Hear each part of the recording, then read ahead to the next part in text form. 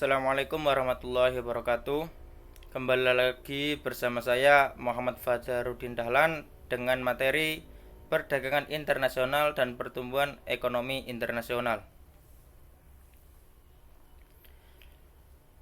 Perdagangan internasional dan pertumbuhan ekonomi.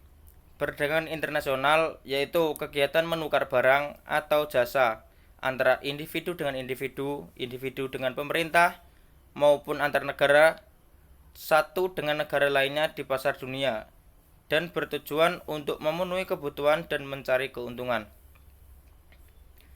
Sedangkan pertumbuhan ekonomi yaitu proses perubahan kondisi perekonomian secara bertahap untuk menjadi yang lebih baik selama periode tertentu, atau juga kenaikan kapasitas produksi suatu negara. Adanya pertumbuhan ekonomi merupakan bentuk keberhasilan pembangunan ekonomi. Dalam teori perdagangan internasional ini, menurut para ahli, terutama Adam Smith, menjelaskan bahwa jika suatu negara dapat memproduksi suatu barang dengan harga yang lebih rendah dibandingkan negara lain, maka negara tersebut akan memperoleh keuntungan mutlak. Nah, menurut teori ini, jika harga barang dengan jenis sama tidak memiliki perbedaan di berbagai negara, maka tidak ada alasan untuk melakukan perdagangan internasional. Menurut Ricardian, negara mengkhususkan dalam memproduksi apa yang mereka paling baik produksi. Tidak seperti model lainnya. Jadi, jika rangka kerja model ini memprediksi di negara-negara akan menjadi spesialis secara penuh dibandingkan memproduksi bermacam barang komoditas. Dan bisa juga dalam model Ricardian ini tidak secara langsung memasukkan faktor pendukung seperti jumlah relatif dari buruh atau modal negara. Dalam perdagangan internasional ada beberapa faktor pendorongan. Yang pertama, perbedaan sumber daya alam. Sumber daya yang dimiliki oleh suatu negara tertentu berbeda dengan negara lain. Oleh karena itu, perdagangan internasional sangat diperlukan oleh suatu negara. Yang kedua, perbedaan teknologi. Teknologi sebuah negara maju tentu berbeda dengan negara berkembang. Oleh karena itu, negara berkembang biasanya mengimpor barang dari negara maju. Yang ketiga, keinginan untuk meningkatkan pendapatan negara. Adanya kelebihan produk dalam negeri sehingga diperlukan pasar bebas untuk menjual barang tersebut. Yang keempat, penghematan biaya produksi. Suatu negara biasanya mempromosikan barang hasil produksinya dalam perdagangan internasional untuk memungkinkan menghemat biaya produksi. Yang kelima, keinginan menjalin hubungan dengan negara lain. Dalam era globalisasi seperti sekarang, sangat tidak memungkinkan suatu negara dapat berdiri sendiri. Yang kelima, selera masyarakat yang tinggi. Biasanya, masyarakat lebih menginginkan barang hasil produksi negara lain daripada hasil produksi negara sendiri. Seperti contohnya dalam Indonesia.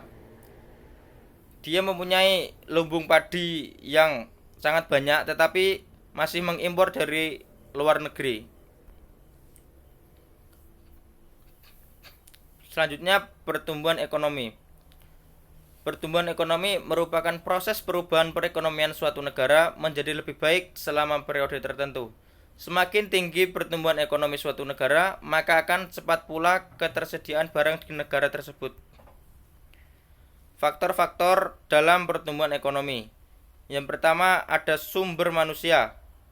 Sumber daya manusia berperan penting dalam pertumbuhan ekonomi suatu negara karena proses pembangunan suatu negara amat sangat bergantung kepada SDM yang dimiliki. Yang kedua, sumber daya alam.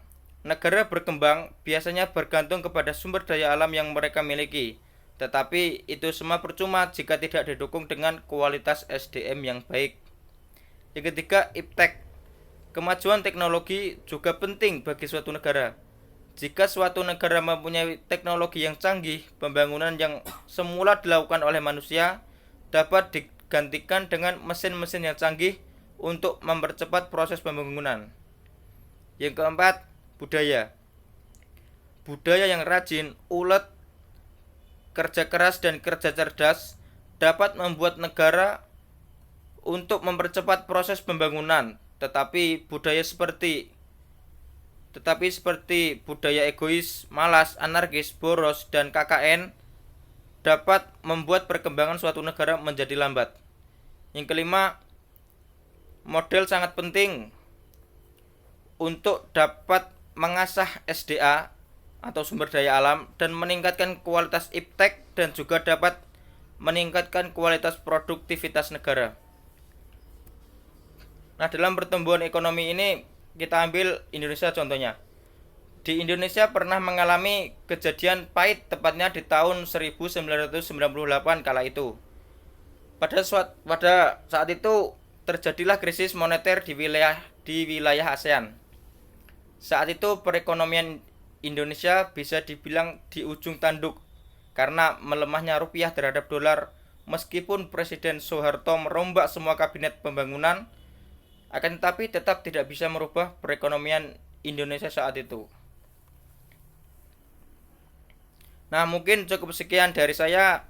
Kurang lebihnya mohon maaf. Apabila ada pertanyaan silakan ditanyakan. Nun wal qalami wa ma yasturun. Wassalamualaikum warahmatullahi wabarakatuh.